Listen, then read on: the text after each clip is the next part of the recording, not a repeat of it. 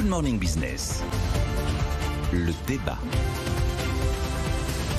Et le dialogue social continue sur les 9 dossiers en cours à l'agenda des partenaires sociaux. Il y en a 6 qui ont déjà été signés, il y en a 3 depuis le début de l'année. Et entre la nuit de lundi à mardi, il y a eu un accord sur la branche accident et maladie au travail qui dégageait de l'excédent. On a appris qu'on allait avoir pas mal de choses, notamment sur la prévention, jusqu'à 1 milliard d'euros sur une année. Stéphane Pedrazzi, Jean-Marc Daniel, est-ce qu'il faut faire confiance, donner les clés du camion aux syndicats ? En tout cas, c'est ce qu'ils réclament. Les syndicats, les partenaires sociaux, donc le patronat est inclus, ils veulent reprendre la main sur cette branche qui est en charge des accidents du travail et des maladies professionnelles. On rappelle, elle est financée quasi intégralement par des cotisations patronales, 17 milliards d'euros de budget annuel et surtout un excédent de 2 milliards d'euros qui est estimé pour cette année. Et c'est là justement le nerf de la guerre. Qu'est-ce qu'on va faire de ces 2 milliards d'euros ? Qui va mettre la main dessus, sachant que le gouvernement lui a déjà prévu de taper dans la caisse. Bah oui, ça ne nous aura pas échappé. Voilà, 1 milliard d'euros qui va aller aux retraites à partir de l'année prochaine. Les partenaires sociaux ne sont pas tout à fait d'accord. Laure l'a dit, ils réclament davantage d'investissements pour prévenir les accidents professionnels. Alors comme je sais que Jean-Marc va vertement critiquer les syndicats, moi je vais tenter de les défendre pour une fois. Je trouve très bien que les partenaires sociaux s'opposent à cette manie très française d'aller systématiquement taper dans la caisse lorsqu'il y a un excédent quelque part.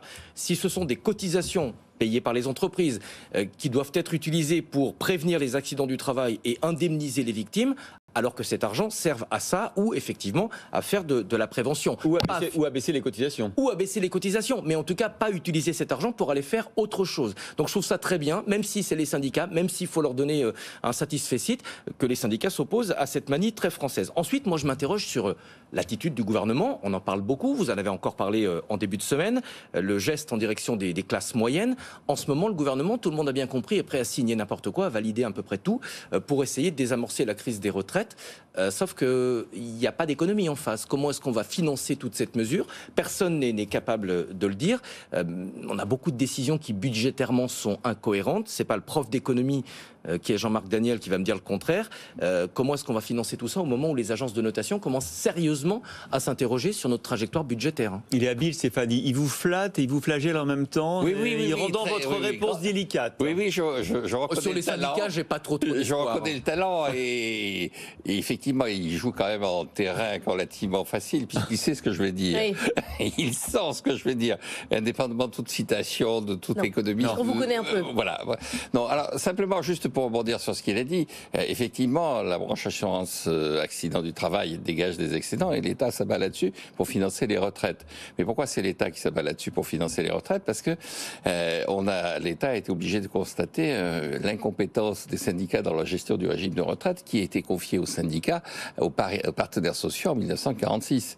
Et que ce soit les ordonnances de 1967 puis le plan Juppé, il y avait une intervention de l'État parce que cette fois-ci l'État n'était pas là pour piquer de l'argent, mais pour remettre de l'argent dans un système qui était au bord de la cessation de paiement. Donc finalement, dans cette affaire, il y a plutôt un constat d'incompétence des syndicats qui, pour l'instant, n'est pas totalement évident dans la dernière branche du système de paritarisme social et de sécurité sociale qu'il gère, mais qui va bientôt, à mon avis, les rejoindre. Parce que quand je parle de la réforme de 1967, en 1967, les syndicats avaient hurlé, à juste titre, parce qu'ils représentaient environ 30% des salariés. Et en 1995, ils avaient hurlé parce qu'ils représentaient 20% des salariés. Maintenant, ils représentent 10% des salariés, malgré le renouveau que l'on constate effectivement, notamment parmi les jeunes actifs, dans l'adhésion à des syndicats. Quand on regarde dans les détails, il y a 600 000 délégués du personnel, 600 000 représentants du personnel en France, ce qui représente pas loin de 6% des salariés. On est le pays qui a le plus de représentants du personnel dans les entreprises. Et sur ces 600... Presque autant que d'adhérents. Hein. Presque autant que d'adhérents, exactement. Et sur ces 600 000, vous n'en avez que 300 000 qui sont syndiqués.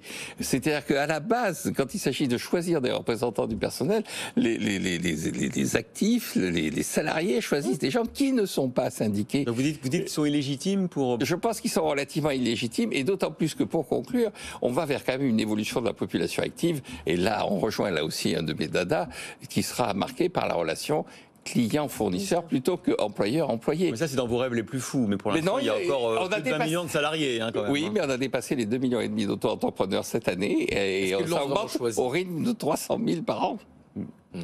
Est-ce qu'ils ont le droit de choisir? Mais bien sûr qu'on a le droit de. Moi, j'aurais été plus libéral que Jean-Marc Daniel aujourd'hui. J'aurais dit, il y a 2 milliards d'excédents, rendons les cotisations ça, c'est une entreprise. Non, mais c'est patronale d'ailleurs. Oui, absolument. Non, absolument. Non, mais ça, c'est. Ça n'arrivera jamais. Mais... Plutôt que de faire des chèques sur la CVAE, il y avait 2 milliards de cotisations.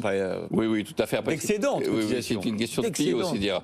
Mais moi, je pense qu'il vaut mieux baisser la CVAE parce que ce sera pérenne, alors que les excédents de la branche d'accident du travail, ça peut être assez vite fragilisé. Et d'ailleurs, Christophe, c'est ce que demandent les représentants du patronat. Eux, ils veulent une baisse des cotisations, là où les syndicats, eux, veulent plus d'argent. Syndicats de salariés, j'entends, veulent plus d'argent pour la prévention. Que Stéphane, ils ont signé l'accord là. Oui, bien sûr. Maintenant, ça doit être signé par le gouvernement. Donc ils sont d'accord, le patronat, pour effectivement dépenser plus pour la prévention, ce qui est aussi une bonne idée. Il y a eu un accord qu'on salue ce matin entre syndicats patronaux et salariés. Je crois que la date butoir, c'est à la fin du mois. Ça doit être validé par le gouvernement d'ici au 31 mai. Je vois mal le gouvernement ne pas valider d'accord, transcrire intégralement l'accord.